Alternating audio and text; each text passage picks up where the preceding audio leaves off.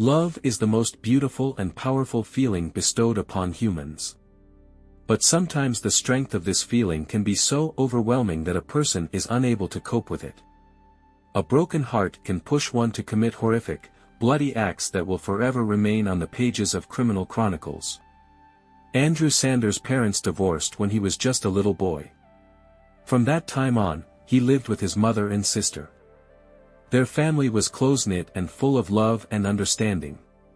His mother made every effort to ensure the children's comprehensive development and provide them with everything necessary for a fulfilling life. Despite the absence of a father, Andrew's grandparents played a significant role in his upbringing, always being there for their grandson and supporting him. His grandfather essentially replaced the boy's father, passing on his life experience and knowledge. Andrew's mother often noted that the boy's real father was far from an ideal person, and the grandfather was much better than him. It was the grandfather who became the closest and dearest person to Andrew, to whom he was drawn with all his heart. The boy always sought his grandfather's advice and trusted him with his most intimate thoughts. Andrew Sanders and Zoe Morgan first met in the summer of 2014. At that time, the girl had just turned 18. They immediately hit it off, and their mutual attraction grew into a romantic relationship. Their relationship lasted until June 2015, after which the couple broke up due to serious misunderstandings and Andrew's aggressive behavior. But just a few months later, they rekindled their relationship, hiding it from their relatives. The thing is, their loved ones were aware of the problems in their relationship and did not approve of this connection. It was obvious to many of Zoe's relatives that Andrew was excessively controlling the girl and displaying physical aggression towards her. Once during an argument, he even grabbed her by the throat and began to strangle her, nearly causing her to lose consciousness. The young man behaved so cruelly and uncontrollably that Zoe began to seriously fear for her life. From that moment on, she tried to distance herself from Andrew and avoid any contact with him. In November 2015, a tragedy occurred. Andrew's grandfather, who was the closest person to him and a father figure, passed away. This was a terrible blow for the young man, and he took this loss very hard. His grandfather's death further deteriorated his emotional state. The first signs of the impending tragedy appeared at the beginning of 2016.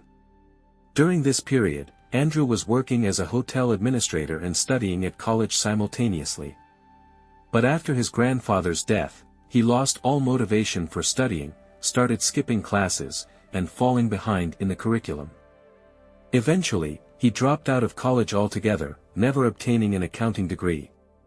His mother was extremely upset that her son had given up on his plans for a career in finance. Andrew had always been a capable student with good prospects, and now his future was in serious doubt. Zoe Morgan was a very charming and attractive girl. While studying marketing and design at the University of South Wales, she worked part-time at McDonald's. After graduating, she landed her dream job as a window dresser at the Matt Allen women's clothing store on the main street of Cardiff. At the time of the tragic events, Zoe was 21 years old. The job brought her great pleasure and allowed her to unleash her creative potential in creating original looks. The girl was very proud of her position and was a valued employee. It was at work that she met Lee Simmons, who was 33 years old at the time. This happened on July 12, 2016. Zoe and Lee quickly hit it off and started dating. The girl's ex-boyfriend Andrew noticed that she had changed a lot and no longer wanted to maintain any relationship with him, although they had occasionally communicated before. On July 13, he managed to meet with Zoe, where he directly accused her of cheating. It turned out that Andrew had been following her and found out about her new boyfriend. He began to meticulously study Zoe's social media page, trying to figure out who her new chosen one was. The young man noticed that a certain Lee Simmons often liked the girl's posts and left sweet comments. Eventually, Andrew realized that there was a romantic connection between them. On July 19, 2016, Zoe sent a message to Andrew on social media to draw a line under their past relationship. She made it clear that everything was over between them and that she was no longer dating him. But this provoked a completely unexpected reaction from the young man. Andrew again accused Zoe of infidelity, although at the same time he claimed that he still loved her and wanted to be together. When the girl refused him, he resorted to threats altogether. He promised to burn down her house and kill her new boyfriend for cheating. Zoe ignored these messages and blocked Andrew everywhere she could. But he continued to harass her from new profiles and numbers. This went on for quite a while. Her ex-boyfriend sent photos of her house, threatening to set it on fire, and repeatedly promised to bash the girl's head in. On July 22, 2016, Zoe shared what was happening with her father. She told him about Andrew's stalking and threats. Despite the seriousness of the situation, the girl was in no hurry to go to the police and file a complaint against her abuser. She hoped it would gradually pass and did not take the threat seriously. Zoe believed that this was just Andrew's way of manipulating her and trying to get her back. On July 24, Andrew wrote to his ex-girlfriend again, but this time without any threats, only repeating that he still loved her. Zoe traditionally ignored the message. And 3 days later, the young man tracked her down on the street with her new boyfriend Lee. Zoe once again unequivocally made it clear to Andrew that their romantic relationship was over and that she was now dating someone else. Then he seemingly backed off. But already on July 27, Zoe's sister accidentally overheard her phone conversation when she returned from university. She realized that the girl was crying bitterly during the conversation. When Zoe finally came out of her room, she was very depressed. When her sister asked what had happened, the girl confessed that she simply didn't know what to do about her ex-boyfriend. It turned out that Andrew's mother had contacted Zoe and told her about his prolonged depression. The woman complained that her son could not live without Zoe. According to her, the young man's problems began back in July 2015 after their first breakup. Andrew never received proper psychological help, so by the time of the events described, his condition had become close to critical. Andrew's mother reported that he had repeatedly talked about wanting to take his own life. He had constant sleep problems that only worsened. The young man barely slept and walked around like a zombie. More and more often, he repeated that life had lost all meaning for him without Zoe. His mother was in despair and did not know what to do, so she asked the girl for help and support. According to Andrew's mother, she did everything possible to calm her son down and distract him from heavy thoughts. The woman advised him to spend more time with friends, have fun, and relax. In her opinion, the young man should have forgotten about his past relationship and moved on, find a new girlfriend, and start all over again. But Andrew could no longer stop. He was completely obsessed with Zoe and did not notice anyone around him. The girl was very upset after talking to her ex-boyfriend's mother but could not promise her to resume her relationship with Andrew. She had long ago crossed this guy out of her life because of his inadequate and aggressive behavior. Now Zoe was truly happy with her new partner and was not going to change anything in her calm and well-established life. At the same time, Andrew's psychological state was rapidly deteriorating. He was obsessed with a single idea: to get Zoe back at any cost. The young man periodically sent her threats and stalked her in every possible way. Gradually, a gruesome plan of revenge was ripening in his sick imagination. On September 17, Andrew finally decided to take the lives of Zoe and her new chosen one. He spent the whole day and evening on the internet, looking for information about various ways to kill. Later, the police found quite a few telling queries in his computer history, such as, how to easily kill a person, punishment for murder in Britain, how to slit a throat, where to get weapons illegally, and even, how to properly smoke a cigar. 3 days later, the young man went to the supermarket, where he bought 2 pairs of latex gloves and a pair of sharp knives. In his phone notes, he wrote down the license plate number of Lee Simmons' car. Apparently, Andrew wanted to track his rival's movements in order to choose the most convenient moment for the attack.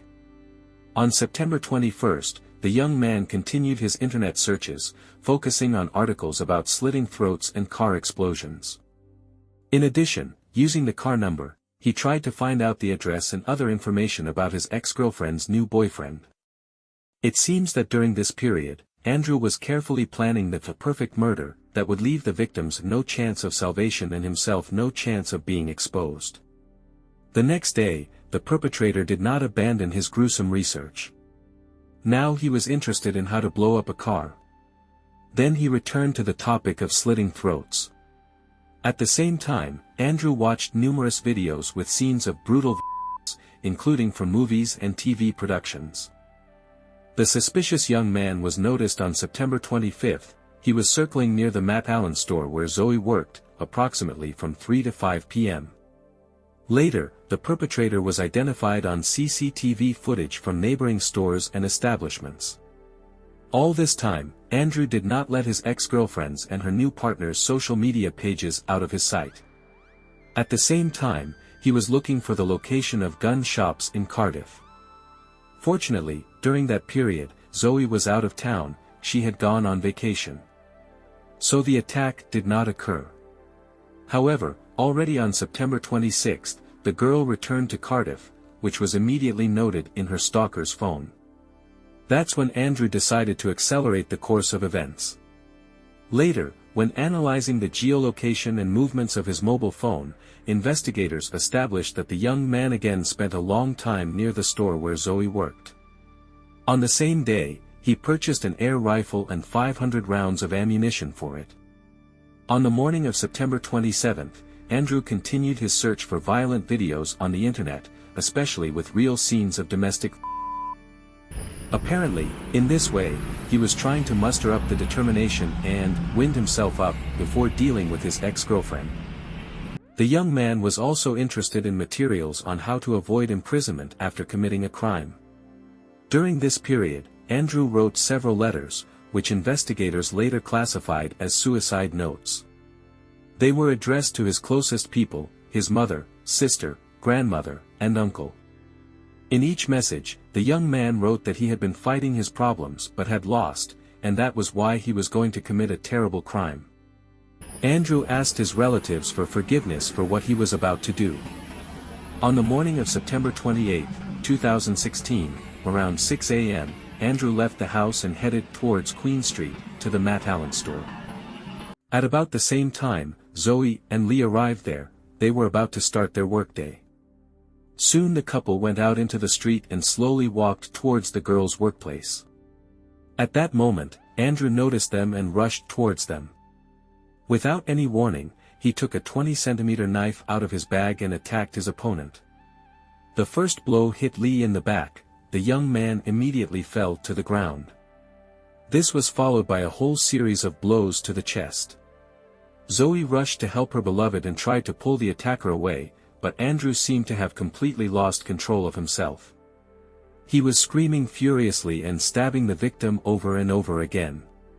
The blows were so strong that at some point, the tip of the blade broke off. All this was happening right in the middle of the street in front of shocked passers-by. People were screaming in horror and calling the police, but Andrew paid no attention to it. When the knife broke, the attacker took out another one from his bag, larger in size, with a 25-centimeter blade. With this weapon, he continued to strike, treacherously taking Lee's life. Zoe did not stop her desperate attempts to protect her beloved. She screamed and begged for help, but Andrew only turned to her for a moment and hissed through his teeth, "You're next." The girl took a few steps back. Other witnesses, who by that time had gathered quite a few, also tried to distance themselves from the frenzied young man. However, no one dared to intervene. Everyone understood that the enraged guy could easily kill anyone who approached. Having finished with Lee Simmons, who was no longer showing any signs of life, Andrew walked towards Zoe with a bloody knife. The girl tried to run away and hide in one of the nearby stores but did not have time. The killer caught up with her and stabbed her several times. Zoe fell, but this did not stop the attacker. He continued to inflict blows while the girl was dying on the sidewalk, unable to put up any resistance. When the massacre was over, Andrew, as if nothing had happened, simply put the knives in his bag and walked away. Passers-by did not dare to detain him but managed to get a good look at him and remember his appearance, which later helped the investigation. Meanwhile, the ambulance medics were already rushing to the crime scene and arrived there within minutes. Unfortunately, they could no longer do anything. Both victims of the attack had died from their injuries. The police began to search for the attacker, but he had already disappeared. As it turned out later, Andrew, having left the crime scene, got into his own car and drove out of town. There he planned to end his life. Before that, the young man called his mother and confessed to what he had done. Their conversation lasted about 11 minutes. Andrew described in detail how he had taken the lives of his ex-girlfriend and her new partner, and now he intended to take his own life. The woman was shocked by what she heard but found the strength to continue the dialogue. She desperately begged her son to abandon the fatal step, waking up his sister in parallel, who immediately called the emergency services. In the end, the mother managed to convince Andrew to return home. This happened at about 5:30 in the evening. On his way back, the young man took with him both knives he had used to commit the murders, as well as an air rifle with ammunition. Once at home, Andrew decided to chat with his father on social media. He told him about what he had done, blaming him for all his psychological problems, which ultimately led to the tragedy. The young man sarcastically thanked his father for improper upbringing. After that, he published a post on social media dedicated to the crime he had just committed. Within minutes, the police arrived at the scene, called by Andrew's sister. The killer offered no resistance. Moreover, he immediately handed over the bloody knives and latex gloves he had used during the attack to the cops. The young man fully admitted his guilt, emphasizing that he deeply regretted what he had done and that at some point he had simply lost control of himself. At the police station, Andrew voluntarily wrote a detailed confession, which he signed with his own hand. In it, he fully took responsibility for what had happened. During police interrogations, the suspect repeatedly inquired whether his victims, Zoe and Lee, were really dead. It was not easy for the investigators to understand the motivation behind this question. Was it sincere remorse or a desire to make sure that his plan had been successfully completed?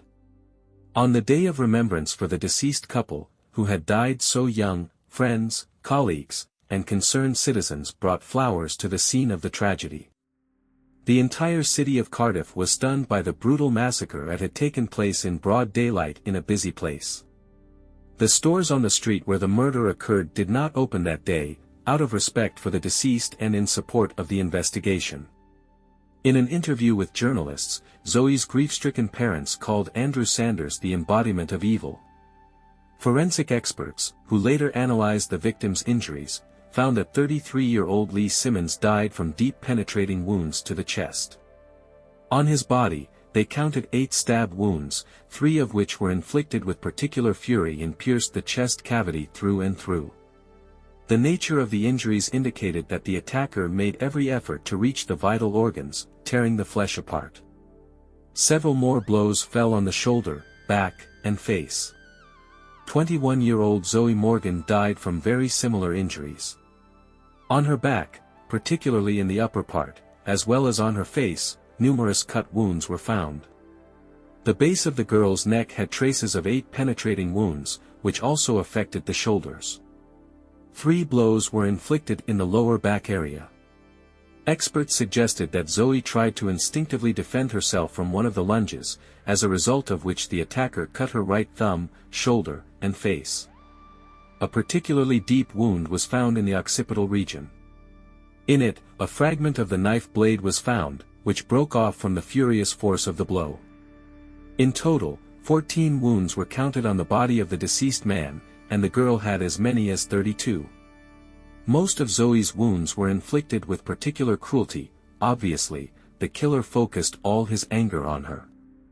On December 19, 2016, Andrew Sanders appeared in court and pleaded guilty to both counts of premeditated murder. Present in the courtroom were his mother, sister, friends, and even one of his school teachers. They all described the defendant as a hard-working, level-headed, polite young man. He always quickly grasped new information and had remarkable mental abilities. The teachers predicted a brilliant career for Andrew and could not believe that he was capable of such a horrific crime. The conclusions of psychiatrists played a key role in establishing the motives for the massacre.